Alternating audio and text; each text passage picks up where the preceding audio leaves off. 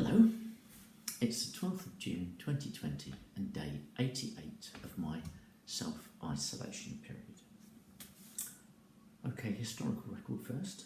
They announced 202 deaths in the UK within 24 hours, deaths by coronavirus, giving a total of 41,481. And apparently the UK GDP shrank by over 20% during the April lockdown. Well, I mean, there was no great surprise there, I would have thought, but they seem to be, yes, a great deal of raised eyebrows about that in the news, but, you know, when everything closes, it's not a surprise, is it? Is it? Well, not to me.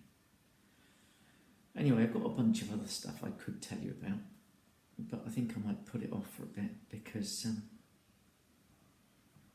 today was, the main thing about today from my point of view was I went into hospital and I had my final infusion of immunotherapy. And it went okay. It went all right. At least this time they found a vein reasonably quickly. They always say that my veins, that was my phone, sorry. They always say that my veins move around when they stick the needle in, but last time they tried to do it, it took them 3 different goes and you get a bit fed up with being prodded. And I was quite concerned that time that they might give up after, a few goes, because it goes in your hand. Anyway, they found a vein, put juice in me, and all went okay. I gave them a box of biscuits, big old box of biscuits, like I showed the other day. Another box of biscuits. So I've given one box to the research team and another box to the oncology staff. And got my picture taken. I did, I said to them that I'd witnessed a lady ringing a bell as she finished her treatment in radiotherapy. And they said, they said it's a bit of a sensitive subject in oncology because some of the people being treated, there could be youngsters, like, teenagers, and, they might be a bit upset about, particularly if it's not looking good, and other people might be on treatments that are palliative, i.e. they're going to be on it for the rest of their life, whatever that period is going to be. So, it's sensitive. So no bells for oncology patients. So I got my picture taken instead. So that's it. That's it. From now on, it's more a question of occasionally getting to speak to the doctor, occasionally going in for a CT scan, which is fine by me. That's, I want them checking up on me. Yeah.